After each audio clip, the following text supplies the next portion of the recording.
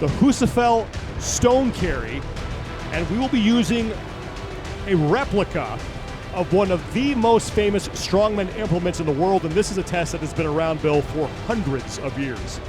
Yes, the legend of the Husafell Stone courses through the veins of every strongman. Alexi Novakov. They have to go around all of those stones.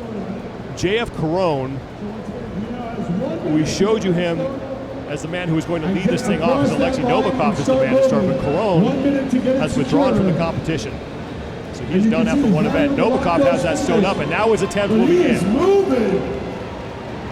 You want to keep moving your feet, moving your feet. As you move your feet, that's distance. And you only have so much time to carry the stone. It looks like he's rhythmically breathing. You can see in and out, in and out. He's digging his fingers into the stone, slowing down just a little bit. Impressive so far from the youngster. His attempt ends once he drops it. Got 2 complete laps. The stone goes down, they'll mark that.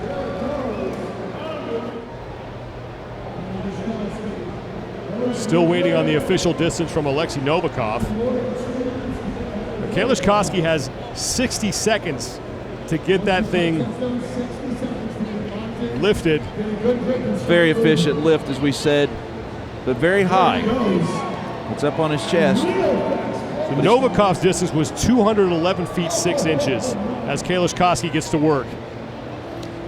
Constantly going around and around, that's much harder than straight ahead. When they used it in the World's Strongest Man competition in the early 90s in Iceland, that was a straight ahead take.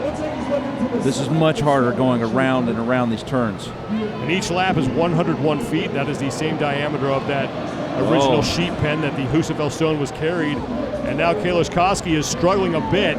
Remember, his attempt ends once he drops it. Now it's just trying to get as much distance as he can before that thing slips through his grip and the stone is down.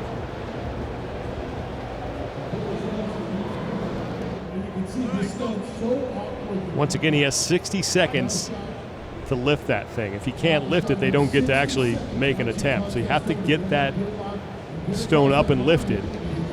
Now right now he's struggling. He's struggling because he's got his heels behind the stone. If he had his heels closer to the front of that tip of the stone, it would be a little easier. And that was the first thing you talked about, efficient lifting. Bjornsson has it up. And will now start his journey around that 101-foot circuit. So if we can see his face and see if he's actually, looks like he is, he's pushing air in and out of his lungs pretty well. There you go. See him, he's got that rhythmic breathing going. That rhythmic breathing's allowing oxygen to get into his muscles and keep him from getting lightheaded, because that stone's high up on his chest. He's doing a great job, though. And Bjornsson now has the stone slipping down to his knees, and that'll do it. When it starts to fall apart, that's it, because your grip goes. That's another piece of this whole thing. You're digging your fingertips into the stone. It's smooth, and it wasn't made to be lifted. He's looking at it. So if you misread the stone, what can happen is you not get the good purchase on the stone. You have an inefficient lift. He just overpowered the stone. Very strong deadlifter. Everybody's going with that style where the stone's really high up. He's locking his fingers into it.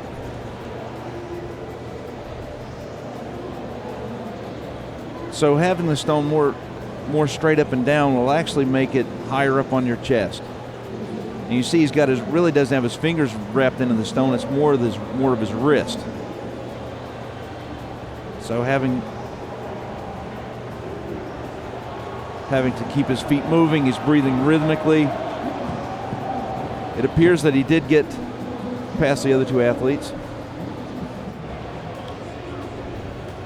We're waiting on a score update from all the athletes as they make sure everything is being calculated correctly, and that's Martin Licis. He's the 5th athlete to take on the Husafell Stone, and he is off to a very fast start. Yes, they're all doing it the same way, straight up and down. Taking that taller purchase on the stone. So Licis with 1 lap down, that's 101 feet. Good foot movement. Look at his mouth. He's moving air in and out of his lungs. I called that my self-esteem engine when I was carrying stones. Breathing like a train. And Licis, and that's been about the mark where most of the athletes have started to see their grip slip, other than Alexi Novakov. Shivlikov is up next. We will have all the scores at the end of the event, as it is taking time for them to calculate everything exactly. There he goes. Every foot, every inch matters in this event. He stands the stone up. Very efficient lift. Very nicely done. Locking the fingers. That's another approach. And Shivlikov is off on his first lap, 101 feet every trip around this track. Moving his feet quickly. Hopefully he can hang on to his fingers. He is breathing well. He's got 1 lap down. He's slowing. And the grip goes right there. Shivlikov cannot catch the other men that we saw go before him. Jerry Pritchett will be up next. He's going to have a good start to this stone. Right up. 6'4", 370, 37 years of age. Watch that left leg. There goes Jerry Pritchett. And look at the courage of Jerry Pritchett. Doesn't look like he's breathing too rhythmically. His grip's already starting to slip. He's slowing down. He's swinging out so he can get around that corner. There's so many athletes right in that little pack. He just needs a few more feet to make a lap. I think Pritchett that was his goal. Almost gets there.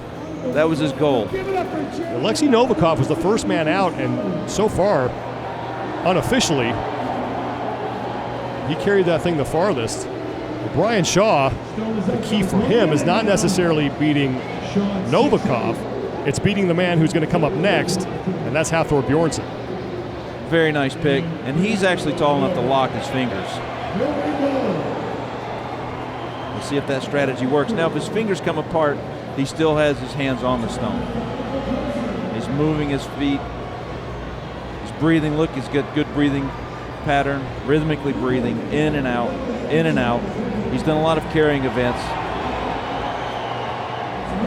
Shaw looking like he's starting to slip a little bit. He'll get through 1 lap and then drop that 400-plus pound stone.